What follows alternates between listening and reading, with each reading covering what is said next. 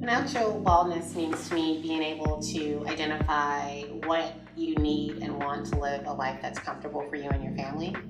In addition to that, finding out what it'll take for you to have the type of future and leave the type of legacy that you'd like to leave to the people that are important to you. Yeah, and I agree with that. I think that for me, it's really about having a healthy approach to how I use money, how I make money, and how I talk about money, because I want to think about money as a tool as opposed to bondage, really. And it's energy. It comes, it goes, and understanding like when you have it, how to invest it, how to make it work for you, how to celebrate the relationship and be able to share that with your family. For me, specifically my daughter, and having her understand like, money isn't evil. It's something that we have, it comes and it goes out, but how do you want to use it? How do you want to leave that legacy? Whatever I save, I want to save for her to do whatever she wants to do. I'd like to have a nest egg there. Have I started? No. I had my daughter very young. And so there are still things that I feel like I'm learning in my life that I'm building and growing. But everything I learn, I teach to her. I always tell people that we're growing up together.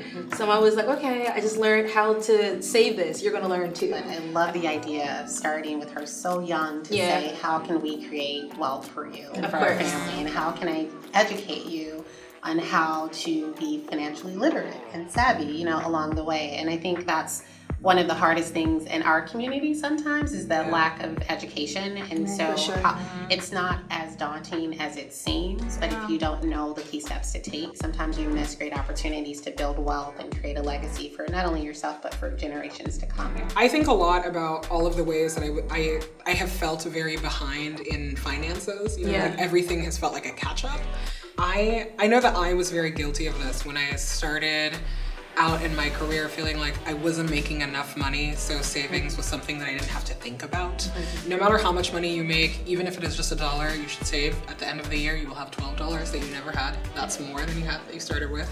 Every little bit counts, right? There's no such thing as too small to be put towards something that's important to me. So I think getting past this idea that you have to have a large sum of money to even begin the process is probably step one, and then set it and forget it, right? So if you never see it, how much are you really gonna miss it? I do know a lot of emotional spenders. A lot of them exist within my family, and I think you take on those traits. Yes. And I think I've had to put it in perspective, like what can I do for myself that extends to my daughter, and what boundaries do I have to place in order to get to where I want to be. When I do my budget now, I lay out like 5 things that I'm like, these are my core values when it comes around money.